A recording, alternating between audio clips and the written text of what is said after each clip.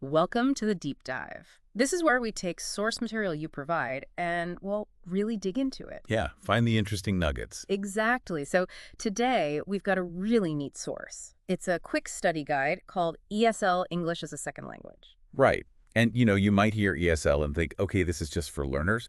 But honestly, this guide has so much fundamental stuff about English. It really does. Whether you're like a native speaker who wants a quick brush up, or you just find language itself fascinating, there's definitely something in here for you. Totally agree. And we know you, our listeners, come from all sorts of backgrounds. Maybe you know a lot about linguistics, maybe not. So that's our mission today. We're going to walk through the core bits of English using this guide, make it clear, make it interesting for everyone, pull out the really useful, maybe even surprising facts. Sounds good. Where do we start? Let's kick things off with the absolute basics, the alphabet. Okay, the English alphabet, right? Yeah. 26 letters. Yeah. And the key ones, sound-wise, are the vowels. A, E, I, O, U. Those are crucial for pronunciation, which, as the guide notes, is a huge part of learning. Oh, absolutely. And it even mentions that thing we've probably all experienced. Asking someone to slow down. Yeah. Yeah. Can you please speak slowly? Yeah. And the typical polite reply, yes, I am sorry. Yeah. It's a good reminder, isn't it? Sometimes clear communication just needs a little adjustment. Yeah. Okay, moving on to something super practical. Measurements. Ah, yes. Conversions, if you're used to metric, this is essential. The guide lays it out. 1 inch is 2.54 centimeters. Okay. A foot, that's 12 inches, so just over 30 centimeters.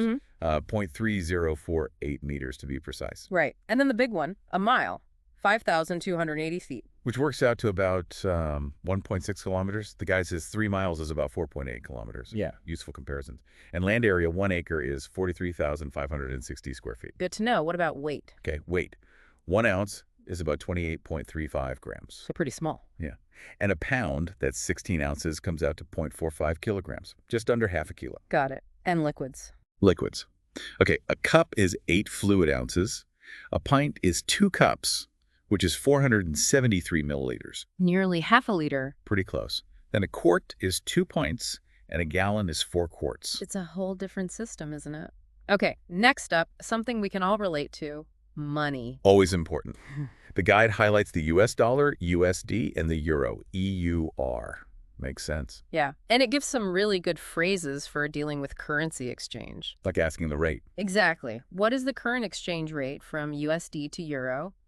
Or saying what you want to do, I would like to exchange Japanese yen to US dollars. Practical stuff. And even, how can I receive a wire transfer? That's a common one, too. Definitely. Then it gets into actually talking about prices. There's a nice little exchange. Excuse me, how much is this book? And the answer, that book is $45.99. Right. And it points out, you might hear that said as $45.99 or the full $45.99. Good detail. It is. And it covers tax, like $50 with tax and making change. Example, out of $50, your change is $4.01. And again, the pronunciation. 401 or $4.01. You also get phrases like 20 even for $20, exact change, and the classic cash or credit card question. Oh, and here is your receipt? Can't forget the receipt. What I find really helpful is how it breaks down the actual U.S. currency. Oh, yeah, the coins and bills. From a penny, 1 cent, nickel for 5 cents, quarter for 25, the half dollar. Which you don't see quite as often these days. True. Then the dollar coin or bill. And the paper money. Yeah. 5, 10, 20, 50, $100 bills. And it gives those common nicknames, right? Like a 5, a 10, a 20. Yeah. A $5 bill, a $10 bill, 100. That's how people actually talk. It is.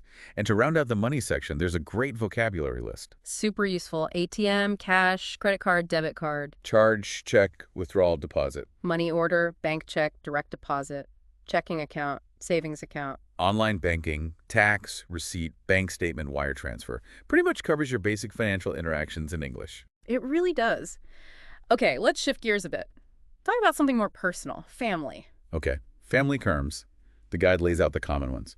Starts immediate, mother, father. With the casual versions, mom, ma, dad, Right. wife. Son, daughter.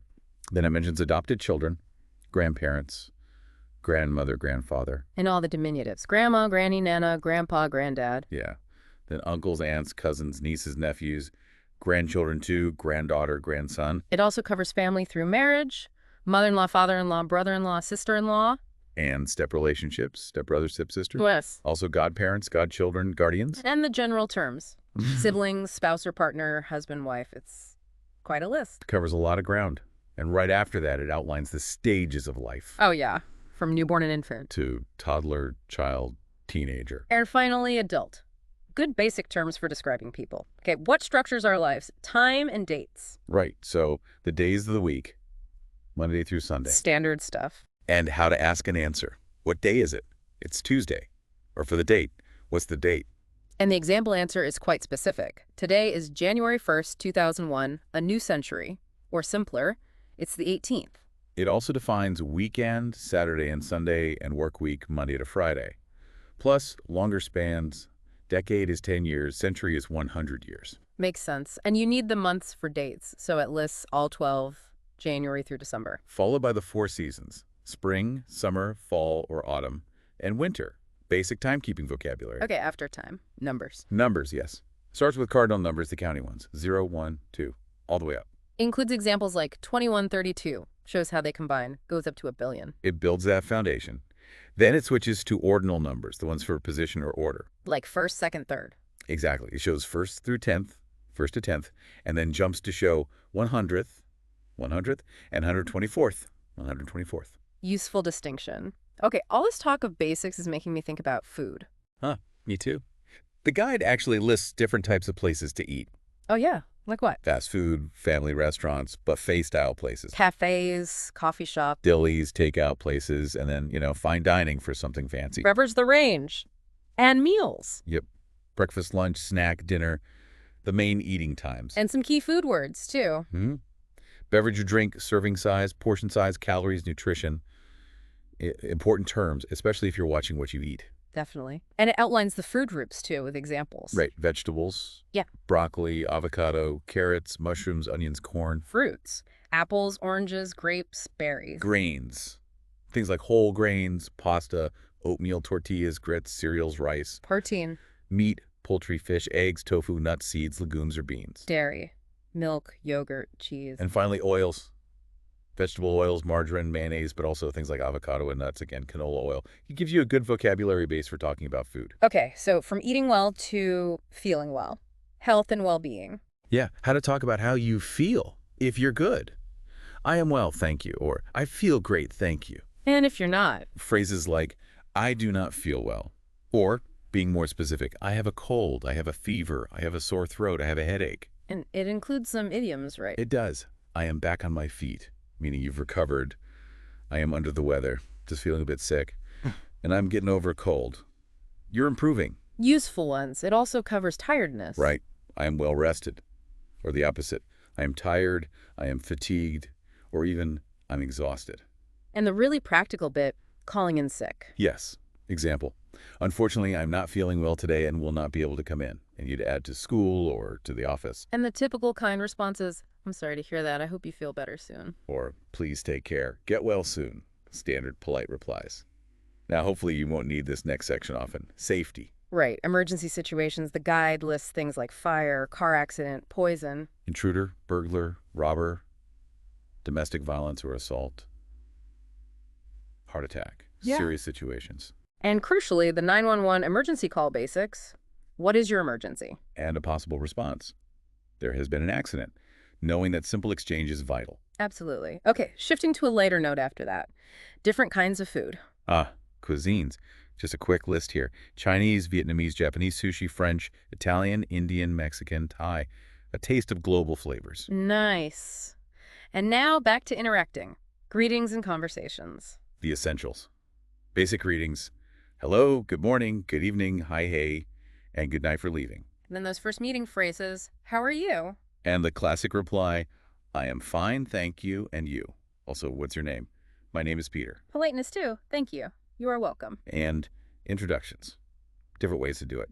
Let me introduce you to Mary. Hello, Mary. Delighted to meet you. Or more direct. This is Mary. Mary, this is Tom. Hi, it's a pleasure to meet you. And saying goodbye. See you later. Hope to see you soon. Goodbye. Including the polite closing. Goodbye. It was nice meeting you. Also, really important for learners. Phrases for when you don't understand. Like asking someone to speak slower. Exactly. Can you please speak slowly? Yes, I am sorry. And asking for repetition. Could you please repeat that? Of course. And what if you see someone you know again? It's nice to see you again. And the reply, it's great to see you. These little phrases make conversations smoother. They really do. Okay, another common conversation topic, the weather. Always. The guide gives several ways to ask, how's the weather? What's it like outside? What's the temperature outside? Or looking ahead, what will the weather be tomorrow? What is the weather forecast for this week? And the advice, check the weather report. And then a whole list of weather words. Sunny, warm, 70 degrees. Or the opposite, cold, 5 below zero, negative 5 degrees. Cloudy, partly sunny. Freezing, icy, raining, snowing, stormy. Hot, humid, hazy, thundering, windy. Wow, that covers a lot. And warnings, too. Yep. Weather advisory, severe wind chill, storm warning, hurricane warning, tornado warning. A comprehensive weather vocabulary. Okay, next up. Marking the calendar with holidays. It lists the U.S. federal holidays first. New Year's Day, January 1st. Martin Luther King Jr. Day, third Monday in January. President's Day in February, Memorial Day in May, Independence Day July 4th. Labor Day in September, Columbus Day in October, Veterans Day on November 11th. Thanksgiving, 4th Thursday in November, and Christmas December 25th. Right. Then it has other widely observed cultural or religious holidays. Like Valentine's Day, St. Patrick's Day, Halloween. Election Day, Christmas Eve, New Year's Eve. Good overview of the year's key dates. Definitely. Now, how about finding your way? Directions. Essential skill. Asking, how can I get to? Or do you know where it is? Yeah. Simple and direct. And examples of giving directions. Yeah, using compass points like head northwest or street names. Take a right on Main Street, then it's the second left. Using landmarks, too. It's across from the park. It's down the street from the library. It's on the corner of Elm and Main. And distances. Go straight for 2 blocks. Basic direction-giving language. Okay. Who runs the place? People in government. It lists roles from local to national. Mayor, city council members. State level. Senator, state representative, governor. National, vice president, president. And then the buildings associated with them. Town or city hall, municipal building, legislative building, public library, post office. State capitol, courthouse, and the White House. Helps you understand the structure. Next, what do people do? Jobs. This is a long list in the guide. Alphabetical, from accountant. All the way down to waiter. It covers a huge range, doesn't it? It really does. Administrative assistant, artist, baker, bus driver, carpenter, chef, dentist, doctor, engineer, farmer, firefighter, lawyer, nurse, pilot, teacher, so many professions. Gives you a good sense of the workforce vocabulary. Okay, it's something simpler. Colors. Straightforward list. Pink, red, orange, yellow, green, blue, light blue, dark blue, purple. Beige, tan, brown, black, gray, white. The basic palette. Exactly. And then, how are you feeling? Adjectives for emotions. Lots of these too. Starting positive, enthusiastic, confident, excited, happy, proud. Then moving into the less pleasant ones.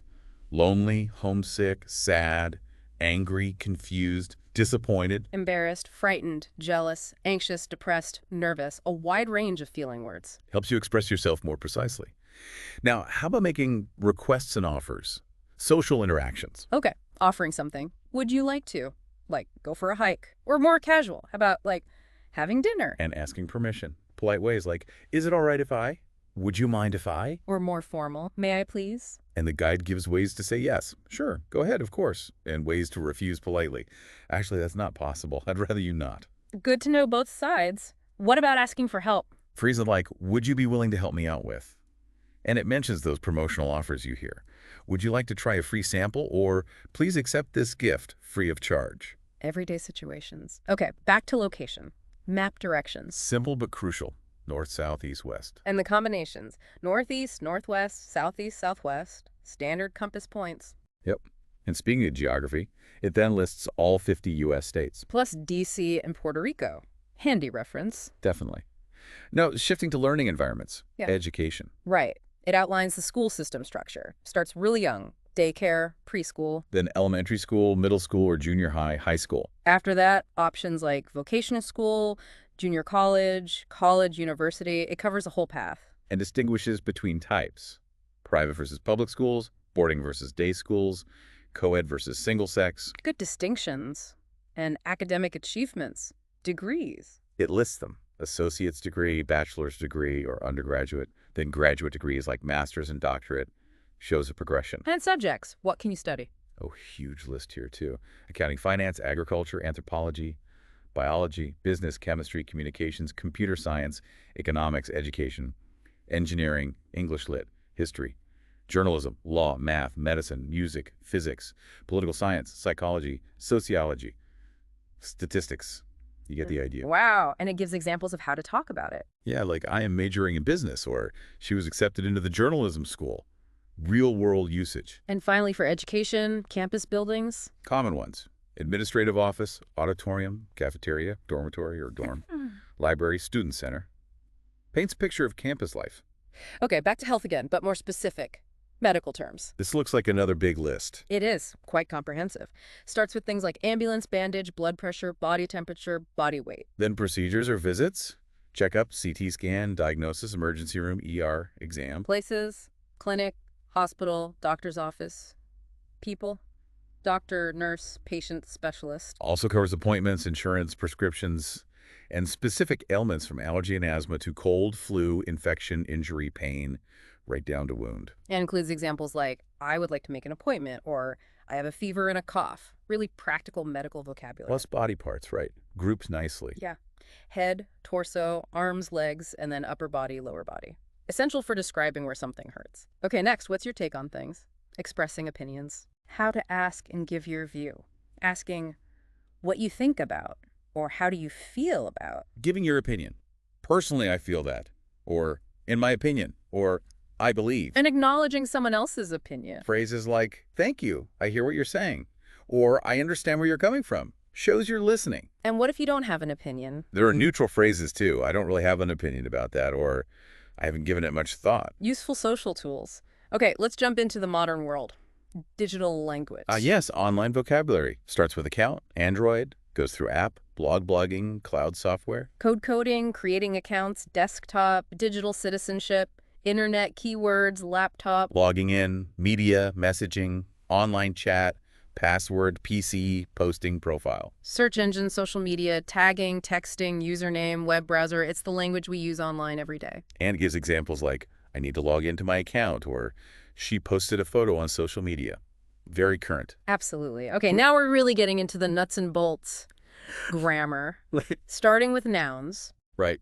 The guide explains nouns are words for people, places, animals, things, ideas. Gives examples, common nouns like building, proper nouns like White House. And the key distinction, count versus non-count nouns. Exactly. Count nouns are things you can count individually. 1 book, 2 books. Non-count nouns are things you usually see as a mass or concept. Water, information, honesty. And that affects the grammar, right? It does. Non-count nouns usually don't have a plural form, and they take a singular verb, like the water is cold, not are cold. Okay. The guide lists categories of non-count nouns, like abstract ideas, beauty, luck, materials, ice, smoke, substances made of small parts, salt, sugar, even languages, English, Spanish. Think of it as stuff you can't easily put a number before without adding a unit, like a piece of information or a bottle of water. That helps clarify it. And we use different words for quantity, too. Yeah, like many for count nouns, many books, yeah. And much for non-count nouns, much information. Yeah. Though words like some, a lot of, plenty of can work for both. And plurals, how we make nouns plural. It covers the standard rules, add mus or es, but also the exceptions. Words ending in o or y, words ending in f or eph that change. Like leaf becomes leaves. Exactly. And those irregular ones like child, children, man, men, mouse, mice. Plus some plurals borrowed from other languages like phenomenon, phenomena. Lots of details there. Okay, after nouns, pronouns, the stand-ins. Right. Words that replace nouns. It covers personal pronouns. Subject, I, you, he, she, it, we, they. Object, me, you, him, her, it, us, them. Possessive pronouns, mine, yours, his, hers, its, ours, theirs. And reflexive pronouns, myself, yourself, himself. And it points out that using a reflexive pronoun with by means alone, like I did it by myself. Good tip. What other pronouns? Indefinite pronouns are the general ones, like everyone, somebody, anything, no one. And impersonal pronouns like one or you, when talking generally, like one should be polite or you never know. Ah, okay. And demonstratives, this, that, these, those. Yeah, it clarifies when they act as adjectives modifying a noun, this book, versus when they act as pronouns replacing a noun. I like this. Got it. Next up, describing words adjectives. Adjectives give more info about nouns. Descriptive ones like big, red, happy. The guide notes common endings like heartist, eful, able, heeble. And synonyms and antonyms. Yes. Synonyms are words with similar meanings, happy, glad. Antonyms are opposites. It mentions different types like graded ones, hot, cold, and complementary ones, dead, alive. And using prefixes like un to make opposites, like happy becomes unhappy. Right. A key part is comparisons, how we use adjectives to compare things. Adding and est. Usually, yeah. For shorter adjectives, big, bigger, biggest. For longer ones, we use more and most. Interesting, more interesting, most interesting. And irregulars. Those exceptions. Good, better, best, bad, worse, worst, far, farther, further, farthest, furthest. The guide actually has a table summarizing these rules. Handy. It also covers possessive adjectives versus pronouns again. Briefly, yeah. Possessive adjectives modify a noun. My book. Her car. Possessive pronouns replace the noun. The book is mine. The car is hers. And using solums for possession. Yes. Explaining how to add s to singular nouns. Just an apostrophe to plural nouns ending in s and ends to irregular plurals. And how to handle nouns already ending in s. Also mentions demonstrative adjectives again. This, that, these, those, for pointing things out based on proximity. Okay, moving on to the little but mighty words. Articles. A and the. They modify nouns. They is the definite article used when a listener knows which one, or there's only one, or for general classes sometimes. And a or an are indefinite. Right. For singular countable nouns when it's not a specific one, use and before a vowel sound. And when do we use no article? Generally, with plural count nouns, dogs are friendly, and non-count nouns, information is key when speaking generally. The guide stresses that singular count nouns almost always need some determiner and article, a possessive or demonstrative. Can't just say, I saw a dog. Okay, that makes sense. Next, adverbs and prepositions, words showing relationships. Adverbs often modify verbs, adjectives, or other adverbs. Many end in subtlety. They answer questions like how, where, when, to what extent. Like quickly, happily, very. Exactly. It mentions adverbs of time, now then, and frequency, always, sometimes, never, and their usual placement in sentences. And they have comparative forms, too. Yes, similar to adjectives, often using more and most, more quickly, most carefully, and irregulars like well, better, best, badly, worse, worst. Okay, and prepositions. Words like on, in, at, under, over, before, after, with, from. They show relationships, often location, direction, or time. And phrasal verbs, where the preposition changes the verb's meaning. Right. Like look up, search for info, is different from just look. Or fill in a form, look up to admire versus look down on disdain. The preposition is key. Tricky, but important. Okay, final grammar section. Putting it all together with conjunctions and sentences. This part looks at sentence structure. It explains independent clauses, basically, complete sentences. Independent clauses, fragments that need to attach to an independent clause. And conjunctions connect them. Right. Coordinated conjunctions like and, but, or so for connect independent clauses, often with a comma before the conjunction. And paired conjunctions. Like not only, but also either or, neither nor. The guide notes how the verb agrees with the closer subject in some pairs. Then basic sentence structure. Subject, verb, object. Yeah, the core pattern. Sometimes it's an indirect object too. Then it dives into those dependent clauses, adjective clauses, using who, which, that, noun clauses, adverb clauses, using words like when, because, although, if.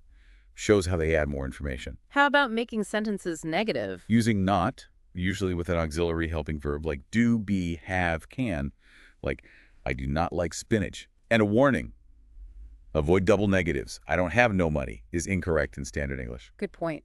And questions. Covers yes, no questions, often starting with an auxiliary verb, do you like coffee?